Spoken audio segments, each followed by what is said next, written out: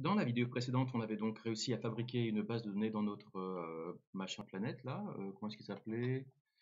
Il s'appelait PlanetScale, voilà. Donc c'était ça on avait réussi à créer une base de données ici. Alors voilà, d'une part, j'avais fabriqué la table. Alors ensuite, comme chaque base de données, en fait, elle est sur une branche. Je ne sais pas pourquoi eux, ils parlent, voilà, ils aiment bien avoir des branches. Ça vous permet d'avoir ensuite de pouvoir déployer une autre branche ailleurs. Enfin, voilà. Donc voici, on a donc, ah voilà, d'ailleurs il nous dit cette database n'a pas de branche de production, donc c'est intéressant. Bon, ok. Donc voilà, donc on avait donc une table, voilà, qui est donc la table user avec un ID, email et name.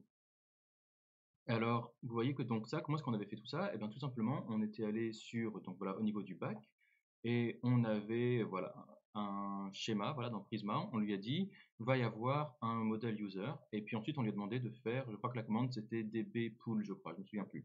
Alors au passage, là c'est le moment de fabriquer un petit readme pour, voilà, faire un petit peu la liste des machins à savoir. C'est toujours bien d'avoir des bons readme, puisque ça permet ensuite à vos collègues de, voilà, de comprendre un petit peu le programme. Ça permet aussi aux employeurs de voir que vous faites du bon boulot. Ils n'auront pas forcément le temps de regarder tout ce que vous avez codé. Et le README, ça fait toujours plaisir. Donc, on va faire un petit README en MD. Et puis, donc voilà, on va appeler ça Mythomania P7.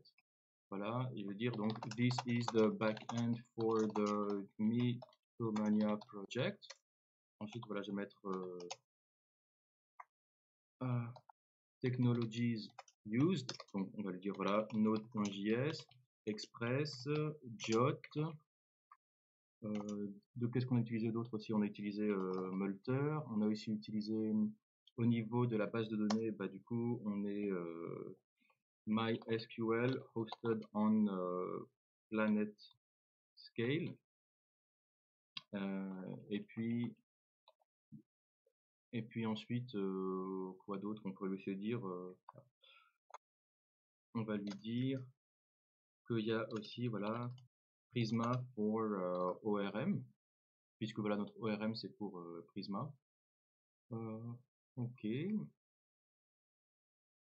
alors, là on pourrait lui dire, voilà, bah, how to use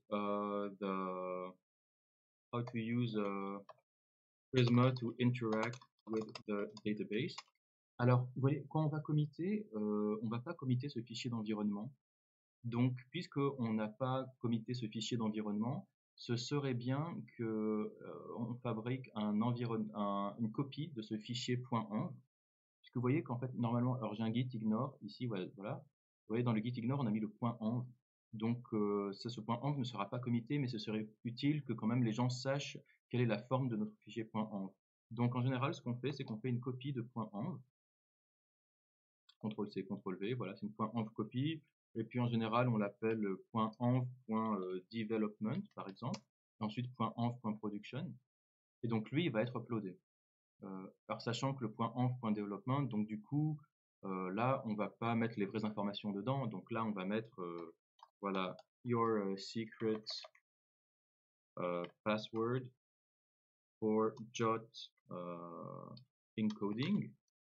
Voilà. App URL est égal à, on va dire, voilà, your URL. Port, on va me dire, voilà, your port. Et puis database URL, on va dire, voilà, your database URL.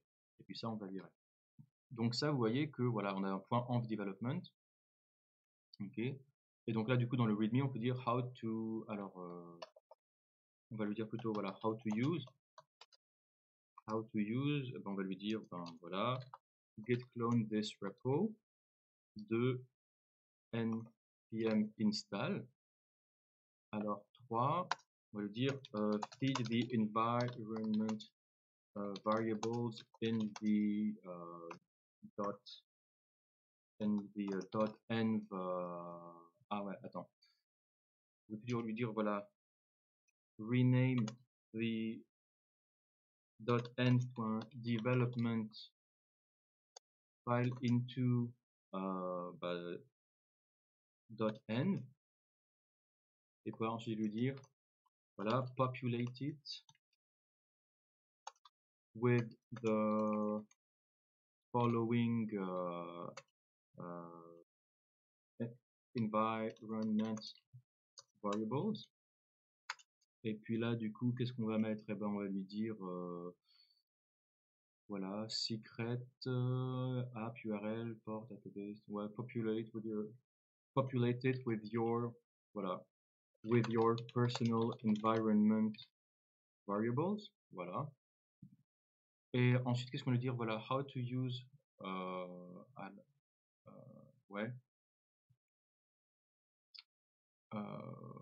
oui, là on va lui dire, voilà, if you need, and on peut lui dire, voilà, this repo was tested with PlanetScale MySQL database with an online, on peut dire with an online PlanetScale MySQL database.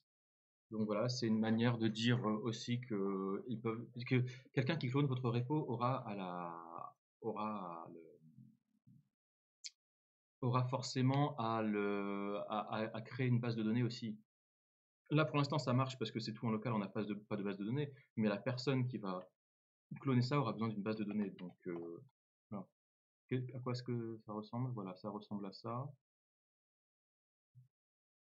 Ok, technologies used, how to use, ok.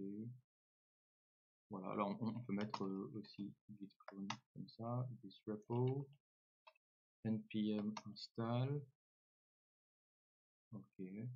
Alors voilà, how to use Prisma to interact with the database. Bah, on peut lui dire, voilà, the database schema is inside the schema.prisma.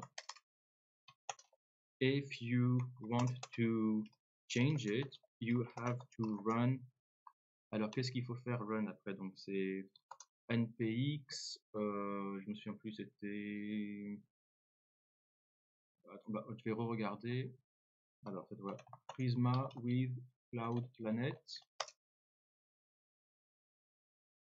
Ah non, c'est pas Planet Cloud, c'est Cloud Scale Planet, je me souviens plus. Comment ça s'appelait? Planet Scale.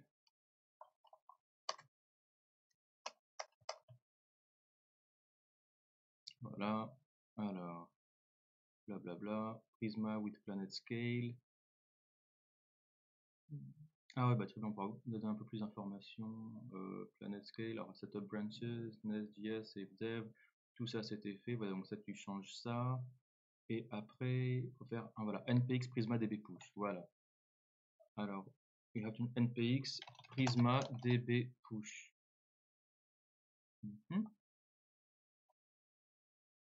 Et après, star a, ok. Et ensuite, ouais, c'est bon, hein. Ok, c'est bien. Donc quand vous faites ça, en fait, le npx Prisma db push, ça va créer les tables dans votre base de données. D'ailleurs, je serais curieux de savoir si j'enlève ce modèle user et que je refais mon npx Prisma db push, est-ce qu'il va me supprimer? Ça m'étonnerait quand même, hein, Prisma db push. Mais qu'est-ce qui se passe si je fais ça? Je suis curieux de voir ce qui se passe.